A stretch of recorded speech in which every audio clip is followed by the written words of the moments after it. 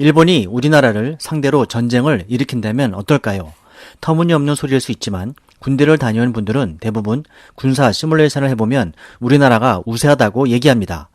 1대1로 단순히 링에서 싸우듯이 일본과 한판 붙는다면 우리나라가 오랜 동안 실전에 가까운 미군과의 연합훈련 경험상 우세할 거라고 믿습니다. 그러나 실제 현대의 전쟁은 그렇게 단순하게 전개될 것 같지는 않습니다. 일본 자위대, 강한 일본을 내세우면서 징용 문제를 거론하며 우리나라를 압박하는 아베 정권의 숨은 대내외적 의도를 일본 내 상황을 짚어보면서 핵심만 간략히 공유해 보도록 하겠습니다. 아시는 바와 같이 일본 아베 정권이 참의원 선거와 함께 목표한 것은 전쟁을 할 수 있는 국가가 되기 위해 헌법을 개헌하는 것이 핵심 목적입니다. 현재 일본은 자위대를 갖고 있지만 현행 헌법에서는 직접 군대를 파견할 수 없고 무기를 수출할 수도 없게 되어 있습니다. 일본이 태평양 전쟁 패배 당시 미국이 일본의 헌법을 그렇게 만들었다는 것이 우리가 아는 상식입니다.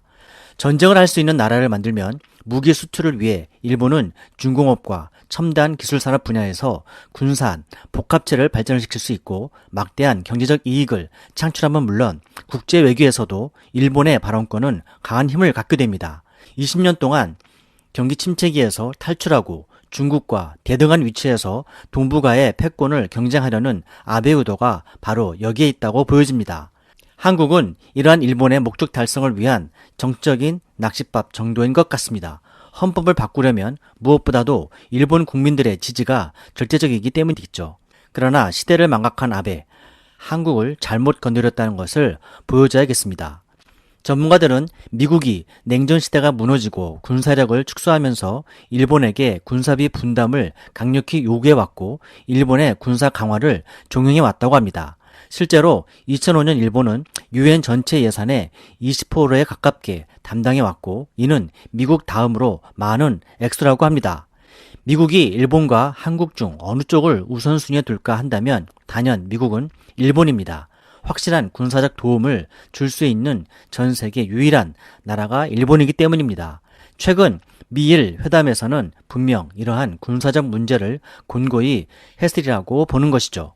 한편 일본은 미국의 압력에 의한 대외적 명분 외에 내부적으로도 이미 1980년대에 들어서면서 군사 강국화의 움직임이 본격화되었다고 얘기되고 있습니다. 1980년대는 일본이 경제 대국으로 정점이었던 시기로 일본 기업들은 세계 곳곳에 투자한 자본을 보호하기 위해서 군사적으로 강한 국가의 필요성을 느꼈다고 합니다.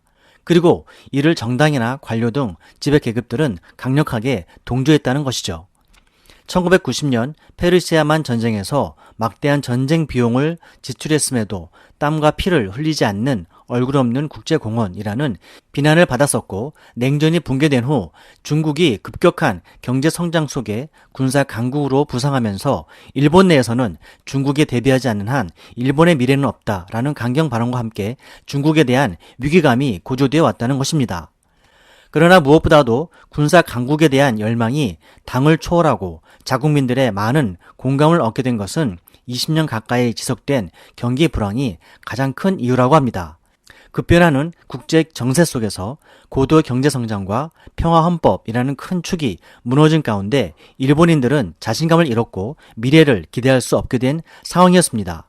더욱이 2011년 9.0이라는 전무후무한 동일본 대진이 일본 열도를 흔들고 후쿠시마현의 원자력발전소 4대가 다 폭발하면서 일본 국토의 70%가 방사능으로 뒤덮이고 100만 명이 희생되면서 조용한 민심의 골은 더 깊어져 갔던 것이죠.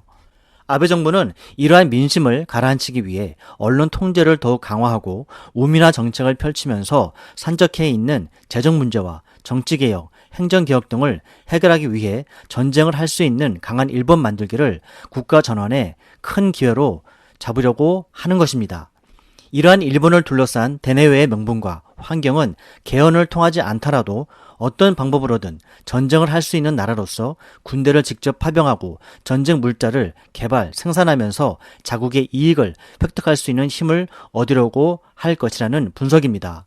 이처럼 커다란 일본의 대의 명분이 깊이 자리 잡고 있기 때문에 웬만한 주변의 영향에도 한국 때리기는 쉽사리 멈추지 않으리라고 생각합니다.